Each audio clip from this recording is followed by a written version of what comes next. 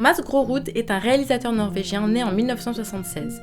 Il grandit avec une mère infirmière qui travaille dans les camps de réfugiés palestiniens au Liban et en ramène de nombreux récits étayés de photographies à chacun de ses retours. À l'âge de 12 ans, il fait son premier voyage marquant au Moyen-Orient, découvrant le Caire, Jérusalem et Gaza.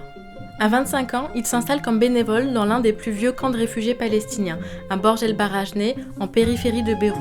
Pendant un an, il y anime des ateliers stop-motion pour les enfants. En 2004, il s'implique dans un documentaire sur ce lieu avec le réalisateur australien Stephen Markworth. L'idée de réaliser un film d'animation pour raconter l'histoire de ses amis réfugiés fait alors son chemin. En Norvège, il fait des études d'animation et passe à la réalisation en 2008 avec 2 premiers courts-métrages qui le font remarquer dans plusieurs festivals internationaux.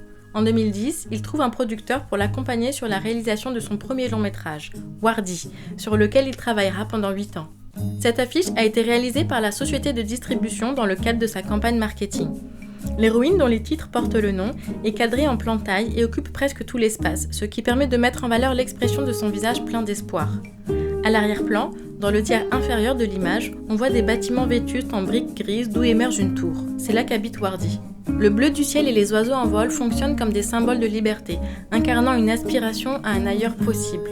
La clé qu'elle porte autour du cou est le symbole du droit au retour des Palestiniens expulsés de leur maison en 1948. Ce film va explorer une journée dans la vie de la petite Wardi, qui se questionne sur cette clé et décide d'interroger les membres de sa famille pour mieux comprendre, reconstituant dans une même quête l'histoire de sa lignée et celle de ses compatriotes exilés. Projet très personnel et longuement mûri, ce film est aussi le fruit d'une collaboration internationale entre plusieurs équipes de créateurs. Mats Grorudd a fait le choix esthétique de mettre en œuvre 2 techniques d'animation. Le stop motion, animation en volume pour le récit au présent, et le dessin à plat, 2D, pour les scènes représentant le passé. Pierre-Luc Grangeon, qui supervise l'animation en volume, est par ailleurs l'auteur de films emblématiques dans lesquels il n'a cessé d'expérimenter de nouvelles techniques. Il apporte toute son ingéniosité à la fabrication des marionnettes, constituées de corps en mousse de latex, têtes en résine, bras en silicone et d'armatures en fil d'aluminium. He Fengwei, artiste chinoise résidant en France et réalisatrice de films d'animation, supervise les séquences en 2D, s'attachant à conserver l'aspect fait main des dessins originaux. La direction artistique de l'ensemble est assurée par Rui Tenreiro, illustrateur mozambicain résidant en Norvège et auteur d'albums remarqués. Wardi est une fiction basée sur des histoires vraies qui proviennent de discussions, d'interviews ou d'observations que Mats Grorudd a pu faire dans le camp. Ce lien au réel se prolonge dans le choix visuel d'intégrer des images d'archives.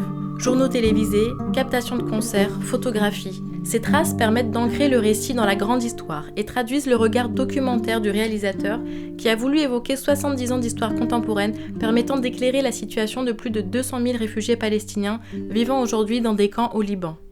Le titre original de ce film est The Tower, la tour.